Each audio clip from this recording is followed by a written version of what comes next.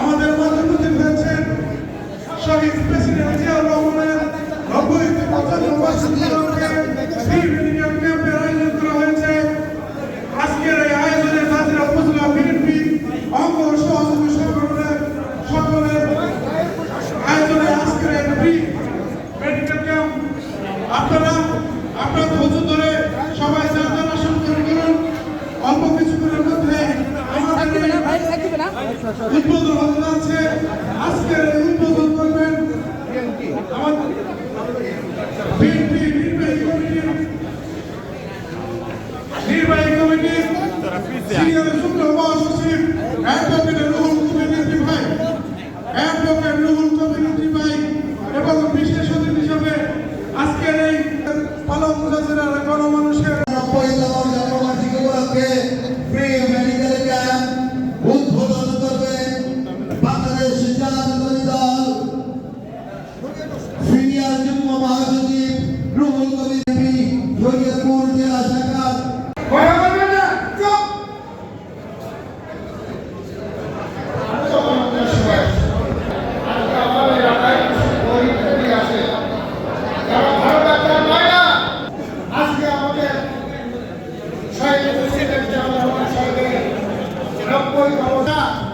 একটা উদ্যোগ দিয়েছে এখানে এই জেলা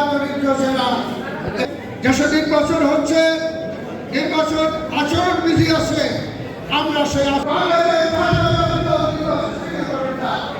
আমরা বহুদিন সেই নির্বাচন বিধি লঙ্ঘন করবো না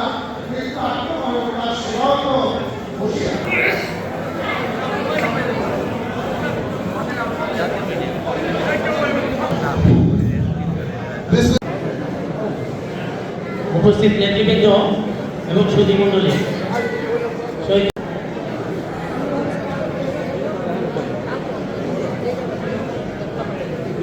জন্মদিন উপলক্ষে তার রুহের প্রতি মাগফিরাত কামনার্থে যিনি একজন আদর্শের সৈনিক ছিলেন সেই লক্ষ্যে আমরা তার দোয়ার জন্য তার আত্মার জন্য আমরা বাংলাদেশ জাতীয়তাবাদী দলের পক্ষ থেকে আজকে ফ্রি মেডিকেল ক্যাম্প করে অসুস্থ রোগীদের সেবা দিয়ে এবং ঔষধ বিতরণের মাধ্যমে যে সওয়াব অর্জন করা যায় সেই সওয়াবটা দেওয়ার জন্যই আজকের এই অনুষ্ঠান আমাদের মাঝে এসেছে। এই জন্য শরীয়তপুর বাসীর পক্ষ থেকে শরীয়তপুর জেলা বিএনপির পক্ষ থেকে আমি রুহুল কবির রিজভী ভাইকে আন্তরিক ধন্যবাদ জানাই, কৃতজ্ঞতা জানাই। এই ফ্রি স্পেশালাইজড মেডিকেল ক্যাম্পে সম্মানিত প্রধান অতিথি বাংলাদেশ জাতীয়তাবাদী দলের সিনিয়র যুগ্ম মহাসচিব রাকসু সাবেক ভিপি জিয়া পরিবারের অত্যন্ত আস্থাভাজন নেতা, আপনাদের সকলেরই প্রিয় নেতা অ্যাডভোকেট রুহুল কবির রিজভী আহমেদ, তার জন্যই তিনি সেই লড়াই করছেন। আপনারা নিশ্চয়ই দেখেছেন যে জুলাই আন্দোলনে, জুলাই বিপ্লবে বাংলাদেশ জাতীয় সেখানে কতজন আমাদের শুধু নেতাকর্মী শহীদ হয়েছে, কতজন নেতাকর্মী আমাদের শুধু আহত হয়েছে।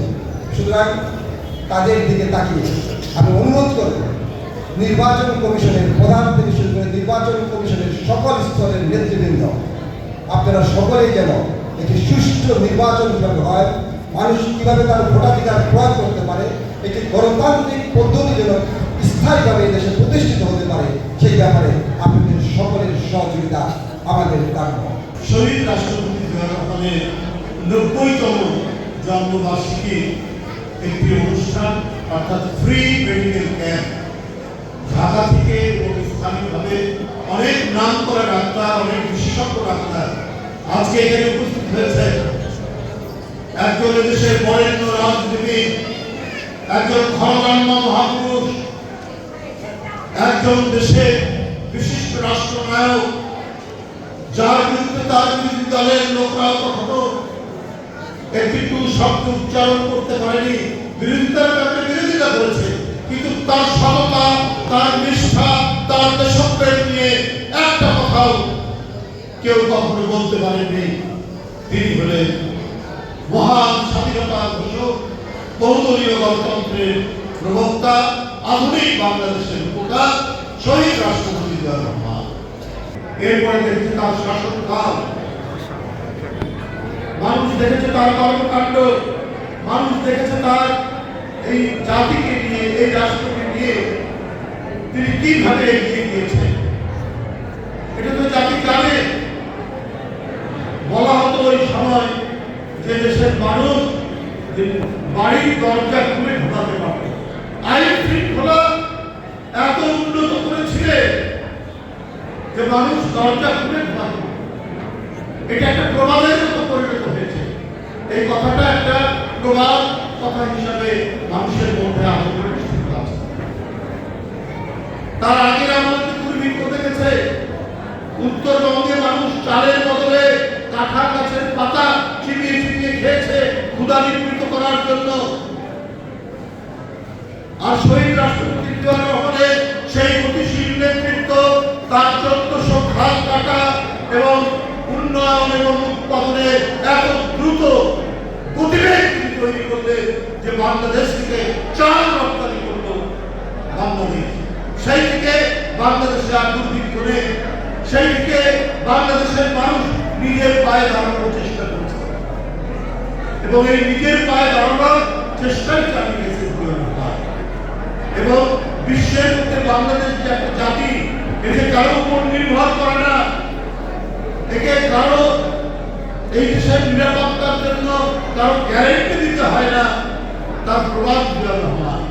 তিনি তার দেশের নিরাপত্তা রক্ষা করেছেন। অন্যের চোখ রাঙানিকে তিনি পাত্তা দেন।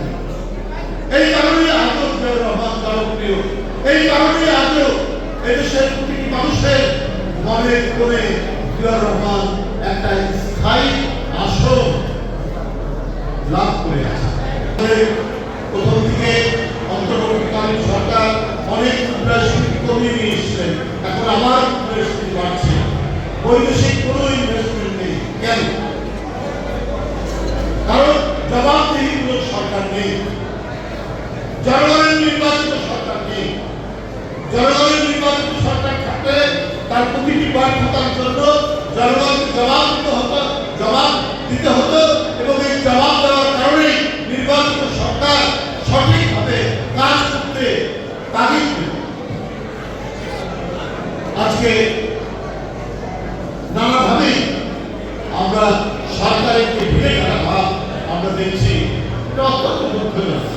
আইন শৃঙ্খলার পরিস্থিতি যে খুব ভালো হয়েছে তা নয়, বরং প্রতিদিনই অপরিসীম। এখন আমাদের মূল কাজ আর 20 দিন পরে অবাধ সুষ্ঠু নির্বাচনের পর এটা নিশ্চিত করাই সরকারের দায়িত্ব, নির্বাচন কমিশনের দায়িত্ব। নির্বাচন কমিশন এমনভাবেই দায়িত্ব পালন করা উচিত যেখানে তার নিরপেক্ষতা নিয়ে কোনো প্রশ্ন না উঠে। কিন্তু আজকে নানা কারণে, নানা বিষয়ে নির্বাচন কমিশনের নানা আচরণে কিছু কিছু তো প্রশ্ন উঠছে। মানুষ 16-17 বছর ভোট কেন্দ্রে ভোট দিতে পারেনি, ভোট আগেই দিয়ে দিয়েছে মাফিয়া দলের কেউ কেউ। ভোট কেন্দ্রে মানুষের ভোটারদের কোনো যাতায়াত ছিল না। এইভাবে 16-17 বছর চালানো হয়েছে। এখন মানুষ চায় নির্ভয়ে ভোট কেন্দ্রে গিয়ে তার পছন্দ মতো প্রার্থীকে ভোট দেবে। এটাই তো হওয়া উচিত, এটাই তো মানুষ চায়। তারা ভোটাধিকার বঞ্চিত ছিল 15-16 বছর। তাহলে এই বঞ্চনার অবসান ঘটাতে হবে। এই নিশ্চয়তা এই অন্তর্বর্তীকালীন সরকারকে দিতে হবে, যারা মানুষকে আগে থেকেই প্রস্তুতি নিতে পারে যে আমরা 12 তারিখে ঘুম থেকে উঠে ভোটের এই কারণে যত ধরনের প্রস্তুতি, নিরাপত্তার প্রস্তুতি, এটা তো সরকারের নেওয়া উচিত। এটা না নিলে করে একটা বড় ধরনের সংশয় থাকবে এবং এটা আরো প্রধান দায়িত্ব এখন নির্বাচন কমিশন। কিন্তু নির্বাচন কমিশন সামগ্রিকভাবে সবকিছু সামাল দিতে পারছেন বলে আমার কাছে মনে হচ্ছে না। অত্যন্ত দৃঢ় হস্তে ন্যায়সঙ্গতভাবে কাজ করতে হবে। নির্বাচন কমিশন যদি কোনো দিকে ফেলে পড়ে, কোনো দিকে ঢলে পড়ে, তাহলে কিন্তু পুরনো যে মানুষের আশঙ্কা, সেই আশঙ্কায় আবার থাকতে পারে। এদেশের জনগণ দেখতে চায় একটা অবাধ সুষ্ঠু নির্বাচন। এই জাতি গণতন্ত্রের জন্য রক্ত দিয়েছে, এই জাতি স্বাধীনতার জন্য রক্ত দিয়েছে, এই জাতি ভোটাধিকারের জন্য রক্ত দিয়েছে। কিন্তু বারবার স্বৈর শাসক, বারবার ফাঁসিবাদ তাদের সেই রক্তের উপর দাঁড়িয়ে তারা জনগণের ভোটাধিকার কেড়ে নিয়েছে, জনগণকে বন্দী করেছে। এই বন্দিত্বের শৃঙ্খল ভেঙে আমার জনগণকে স্বাধীন করতে হবে একটি অবাধ সুষ্ঠু নির্বাচনের মধ্য দিয়ে। এটাই হওয়া উচিত আজকের এই সরকার এবং নির্বাচন কমিশনের আসল কর্তব্য।